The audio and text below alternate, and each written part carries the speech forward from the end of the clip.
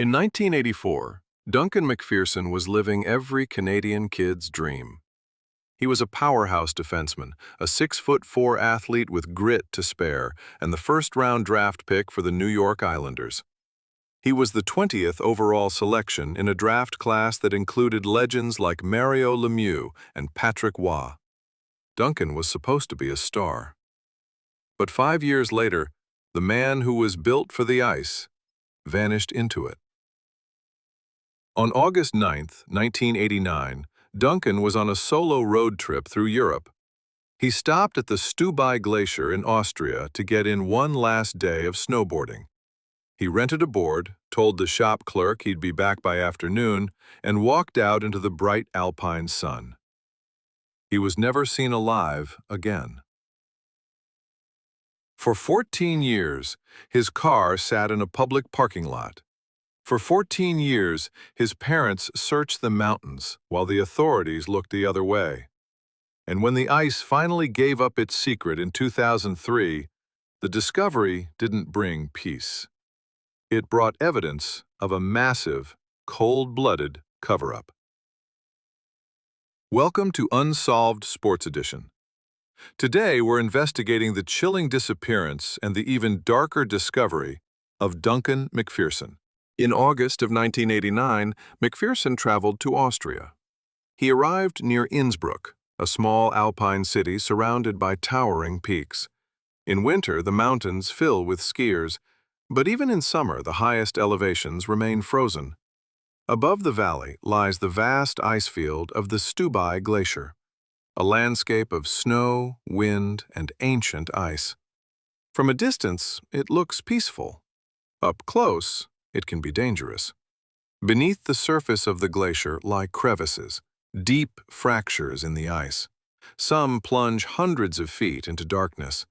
Many are hidden beneath thin layers of snow. On August 9th, Duncan took a lift high onto the glacier. Visitors often ride these lifts to explore the mountain. Some hike, some ski, and some simply take in the view. At some point that day, Duncan Macpherson vanished. When he failed to return, concern spread quickly. Search teams were sent onto the glacier. Helicopters scanned the ice from above. Rescuers probed the snowfields. They searched crevices. They checked the surrounding slopes. But the mountain revealed nothing. No equipment, no clothing, no sign that Duncan had ever been there. Eventually, officials offered an explanation.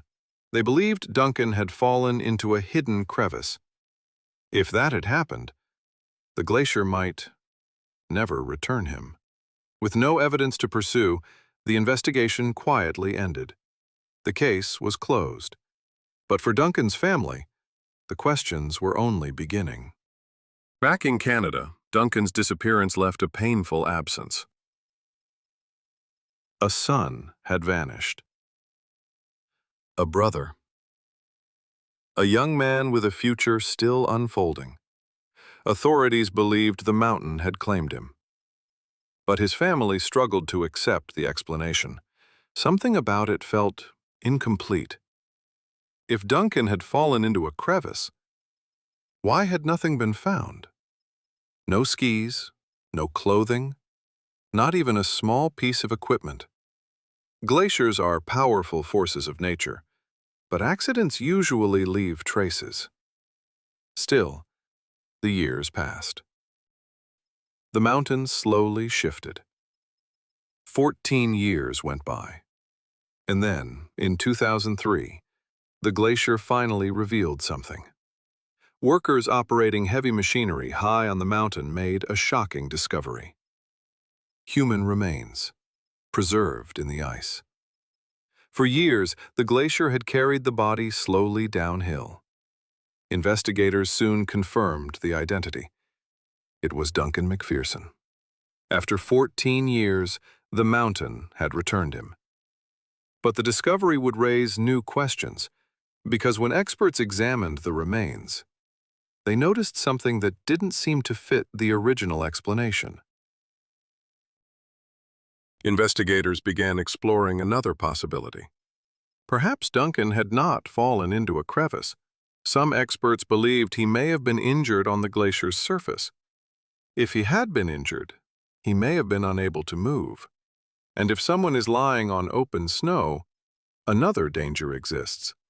Each night, large snow grooming machines move across the glacier.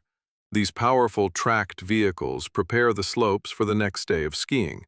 They are massive machines, and they often operate in difficult conditions: fog, blowing snow, darkness. Under those conditions, visibility can be extremely limited. Some investigators later suggested a disturbing possibility: that Duncan may have been struck by one of these machines. If that had happened, the operator might never have seen him, and when fresh snow fell, the glacier would continue its slow movement, carrying everything buried beneath it. For years, this possibility remained only a theory, but the story took a darker turn when the Macpherson family hired their own forensic experts, including a world-renowned pathologist. What they found raised serious new questions. First, the snowboard. It wasn't simply broken. It had been shredded, pulverized into dozens of tiny plastic fragments. If Duncan had fallen into a crevice, the board might have snapped, but it would not have been destroyed like that. Forensic specialists concluded the damage looked consistent with being run over by a heavy tracked vehicle, like a 10-ton snowcat grooming machine. Then there were Duncan's injuries. His left leg was missing below the knee. The official explanation claimed the glacier had ground it away. But independent experts disagreed. They found evidence suggesting the bone had been sheared off cleanly, a type of trauma more consistent with a powerful mechanical blade or a heavy vehicle strike. Their theory was chilling.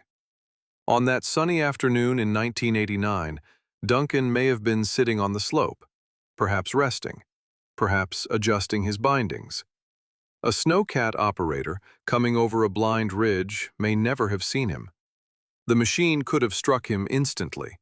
If that had happened, the consequences would have been enormous. A fatal accident involving a foreign visitor on what was supposed to be a safe ski run. At a resort that depended heavily on tourism, a scandal like that could have been devastating. And so a haunting question remains. If someone realized what had happened, what did they do next? Was Duncan simply left where he fell? Or was he moved, hidden in a shallow crevice, and slowly buried by the mountain itself? The most damning evidence of a cover-up is the search itself. If Duncan was found only a few inches below the surface in 2003, he would have been even closer to the surface in 1989. The state-of-the-art technology the police claimed to use should have found him in minutes. The fact that they didn't suggests one of two things. Either the search was a total sham, or Duncan wasn't in that spot in 1989. Despite the shredded board, the missing leg, and the suspicious timeline, the Austrian government refused to reopen the case. They stood by their story. They protected the resort. They protected the industry. The full truth of what happened on August 2, 1989, what Duncan was doing, whether he was alone, exactly how he ended up in that crevice, has never been definitively established. Maybe it was an accident, a tragedy with no deeper explanation. Or maybe the mountain knows something the rest of us don't. When official explanations leave gaps, and this one left significant gaps, theories fill the silence. And in the case of Duncan Macpherson, the silence was 14 years long. That is a lot of space for questions to grow. So let's go there. Because the Macpherson family did not simply grieve and accept the official verdict, they fought. They hired private investigators. They commissioned independent forensic analysis. They flew world-renowned experts to Austria. And what those experts found, and what the family came to believe, pointed away from a simple accident and toward something far more deliberate. Theory 1. He did not fall. He was pushed. The Macpherson family and their investigators came to believe that Duncan may have been the victim of foul play, that he did not stumble into a hidden crack in the ice on a bright summer morning, that someone may have put him there. Who and why? Theory 2. A robbery gone wrong. One theory that has circulated suggests Duncan may have been the victim of a violent robbery, targeted on the glacier, killed, and disposed of in a crevice by someone who knew the glacier well enough to know what the ice would do. The Alps were not without crime. Tourist areas attracted opportunists, and a body dropped into a deep glacial crevice in 1989 was, in every practical sense, gone forever. Except that forever turned out to be 14 years. Theory 3. The cover-up. This is where the story gets significantly darker. When the Macpherson family pushed back against the official Austrian findings, they were not met with cooperation. They were met with resistance. The original 1989 investigation, the one that found nothing and closed quietly, had been handled in a way that raised serious questions about thoroughness and intent. The theory that emerged, and one the family's own investigators took seriously, was that someone with knowledge of what happened to Duncan had protection, that the investigation in 1989 had been deliberately minimized, that the case had been closed not because there was nothing to find, but because someone did not want anything to be found. If that theory is correct, the implications would extend far beyond one family in Saskatoon. They would reach into law enforcement, into local institutions, into the machinery of a cover-up that held for 14 years and may be holding still. Theory 5. The institutional failure. Not every theory requires a villain. The cover-up, in this version, is not intentional. It is the cover-up of incompetence, of bureaucracy, of two countries who treated a missing young man as someone else's problem until the glacier made it impossible to ignore. That theory does not require a villain, but it is almost as damning as the ones that do. The Macpherson family spent decades fighting for answers. Whether those answers exist, and whether they will ever be made public, is a question that remains as open as it has ever been. A glacier kept Duncan Macpherson for 14 years. The truth may have been buried even longer. If you made it this far, you already know this channel is for you. Every week, we go into the stories that sports buried, the mysteries, the conspiracies, the disappearances, the questions that never got proper answers. Hit subscribe and you will never miss one. Drop a comment with the unsolved sports story you want us to investigate next. We read every single one. And if Duncan Macpherson's story moved you, share it. That is the only justice some of these stories ever get.